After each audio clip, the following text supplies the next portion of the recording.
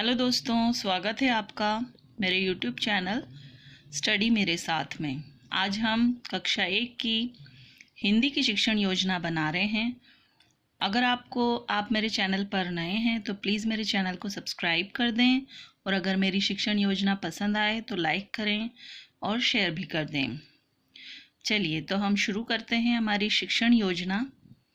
इस तरह से आपको सबसे पहले शिक्षण योजना में एक ब्लॉक्स बनाने पड़ेंगे 4, जिसमें दिनांक, कक्षा 1, विषय हिंदी और समय इसका होगा 35 से 40 मिनट। इस तरह से ये 4 ब्लॉक बनेंगे। फिर उसके बाद इसका नेक्स्ट पॉइंट आएगा लर्निंग आउटकम। लर्निंग आउटकम में आप लिख देंगे छात्र अक्षरों के बारे में सामान्य जानकारी रखते हैं, यानी कक्षा 1 के जो छात्र हैं वो अक्षरों के बारे में जानकारी रखते हैं। इसका प्रकरण हमने लिया है स्वरों का ज्ञान।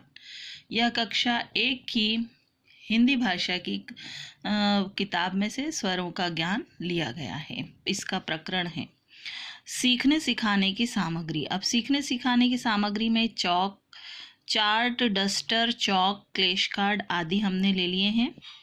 यानी कि जब हम बच्चों को सिखाएंगे तो हमें क्या क्या चीज़ें उपयोग में आएंगी, वो ये सब चीज़ें हैं।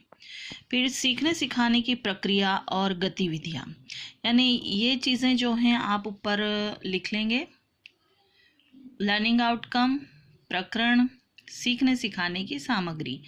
फिर उसके बाद जो आता है, जो आप पढ़ाने में, सीखने सिखाने में बच्चों के साथ जो प्रक्रियाएं होंगी, जो गतिविधि होंगी, वो आप इस तरह से एक सारणी बना करके लिख लेंगे। आपको क्रमांक, चरण, समय और आकलन के तरीके, ये 4 आपको लाइन खींच के सारणी बनानी है। क्रमांक का चरण आ जाएगा उसमें पहला शिक्षण की शुरुआत में, यानी जब हम पढ़ाना चालू करेंगे तो उसकी शुरुआत में अध्यापिका जो है वो बच्चों से बातचीत करेगी। उसका समय होगा 5 मिनट और आकलन के तरीके में आएगा प्रश्नोत्तर, यानी जो प्रश्न पूछे जाएंगे वो।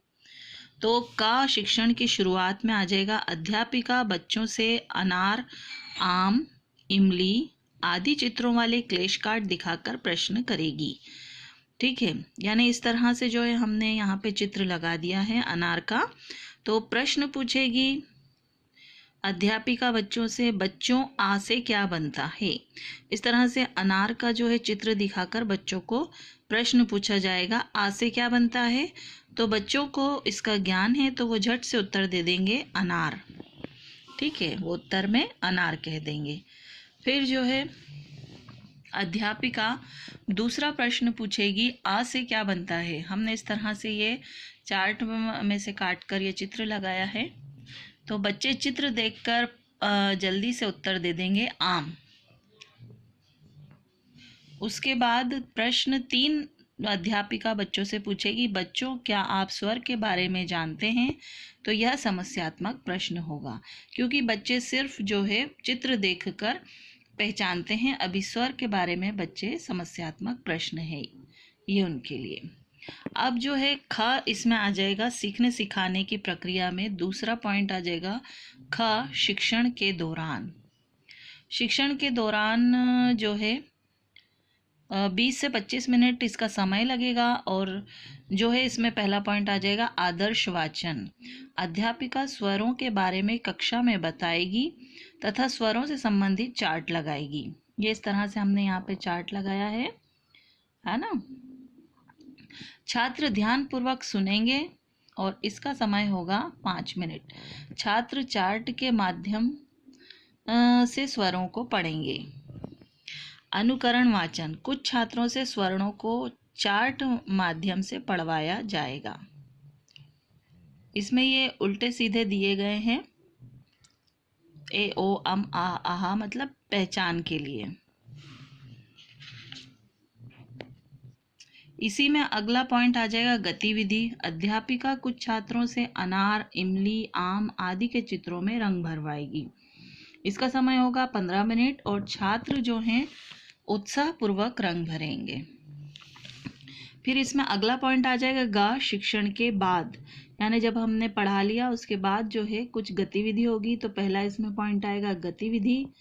अध्यापिका बच्चों को समूह में बैठाकर मौखिक रूप से प्रश्न करेगी, यानी समूह में टीचर जो है बच्चों को बिठा लेगी और इसका जो समय होगा वो होगा 5 मिनट। बच्चे जो हैं उत्साहपूर्वक उत्तर देंगे।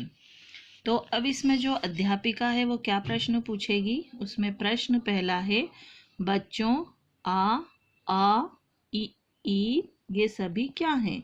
तो बच्चों को ऊपर अध्यापिका जो है वो बता चुकी है, इसलिए बच्चे आसानी से इसका उत्तर दे सकेंगे कि ये सभी स्वर हैं।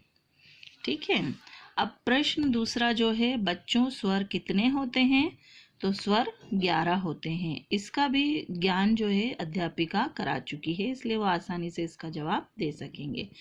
फिर प्रश्न तीसरा अध्यापिका अपने बच्चों से पूछेगी सभी स्वरों के नाम बताइए। तो बच्चे जो हैं, कोई भी बच्चा जो समूह में बैठे हुए हैं उसमें से एक बच्चा जो है आ से आह तक स्वर पढ़कर सुना देंगे।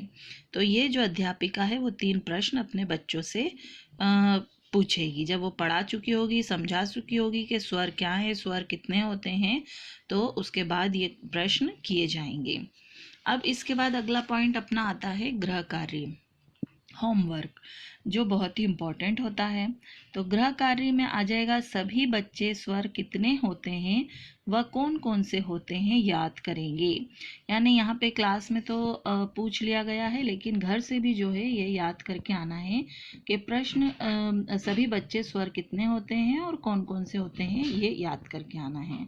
फिर जो है शिक्षण योजना पर शिक्षा का स्व आकलन, यानी जो हमने शिक्षण योजना बनाई है उस पर स्व आकलन करना है।